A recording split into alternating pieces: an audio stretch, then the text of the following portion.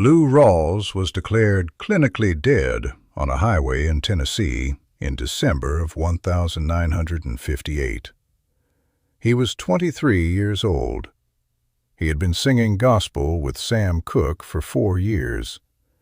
He had been in a car that went off the road in the rain and rolled, and the people who found him in the wreckage and placed 2 fingers on his wrist found nothing. He came back. It took him 5 days in a coma and several months of not knowing his own name. And when the voice returned, it was different, not worse.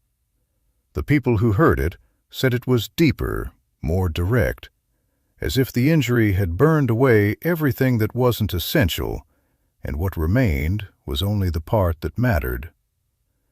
Frank Dolan was 32 years old and had been a Tennessee State Highway Patrol officer for 7 years when the call came in on the night of December 27, 1958. He was stationed outside Nashville, had worked night shift on the route long enough to know what the road did to people in rain, how quickly conditions could change between Gallatin and the highway proper, what a car looked like after it had left the road at speed and rolled.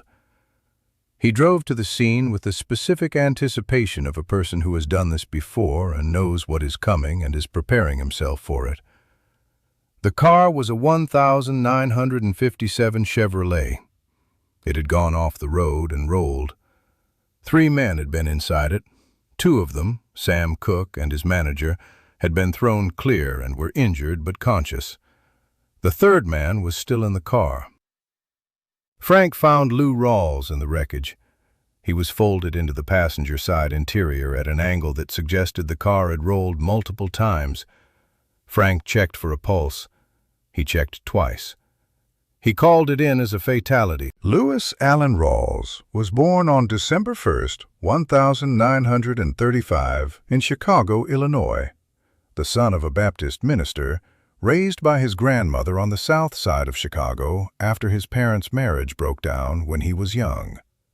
He sang in the choir at his grandmother's church, the Greater Mount Olive Baptist Church on 31st Street, where the gospel tradition was the defining framework of his early musical life.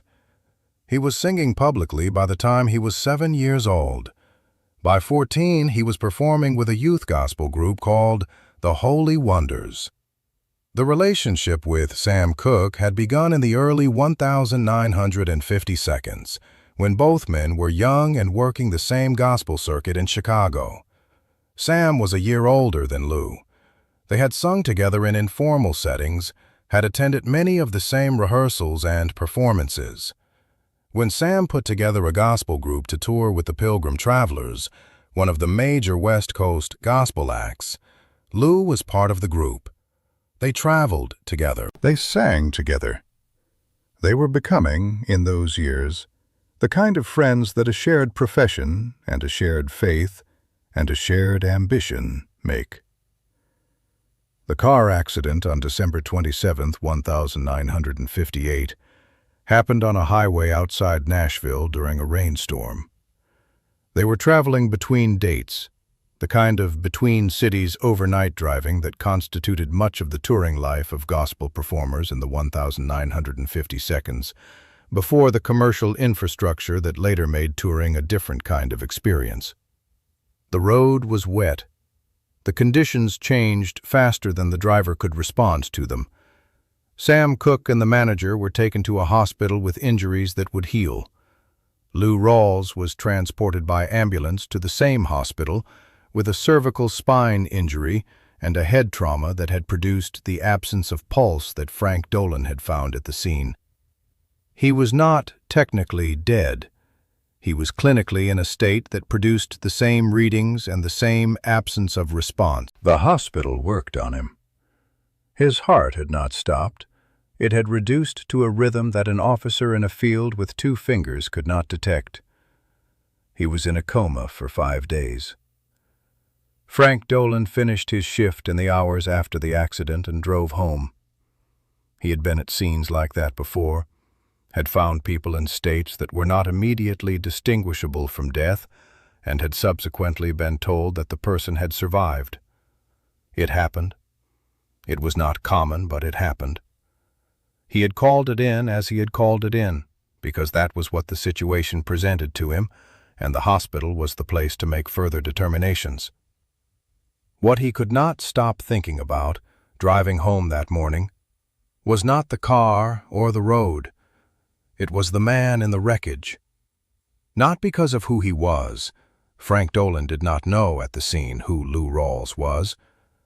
Because of the specific quality of stillness in the body. The absolute stillness of a person who has been present in a space a moment ago and has been removed from it. Lou Rawls regained consciousness after 5 days. He did not know his name.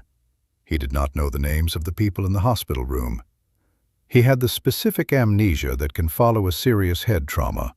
Not the selective amnesia of dramatic fiction, but the disorienting amnesia of a person for whom the infrastructure of identity has been temporarily dismantled, who must relearn not just facts, but the experience of being themselves. The recovery took months. He relearned his name. He relearned the faces of the people around him. He relearned the music, which returned in stages, the way recovered capacities often return, with unexpected gaps and unexpected strengths. The gospel repertoire came back, the familiar passages came back, and the voice, when it came back, was what the people who heard it consistently said afterward.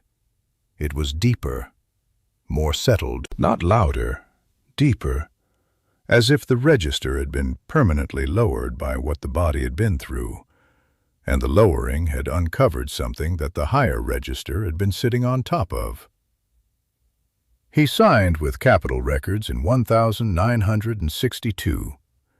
His first significant commercial success came with Love is a Hurtin' Thing in 1966.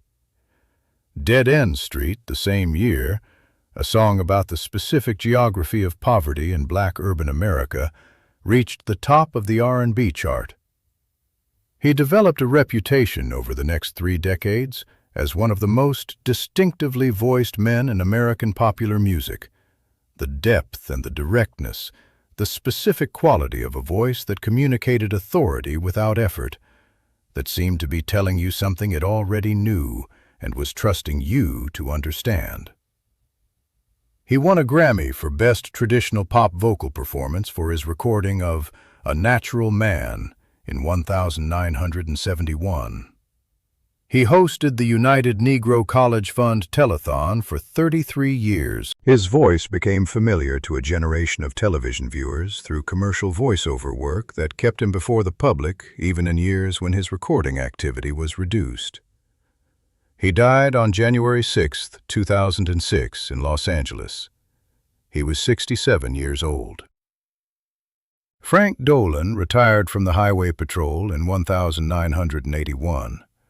He had worked the night shift on that route for 23 years after the December 1958 accident and had never forgotten what he had found in the wreckage of the 1957 Chevrolet.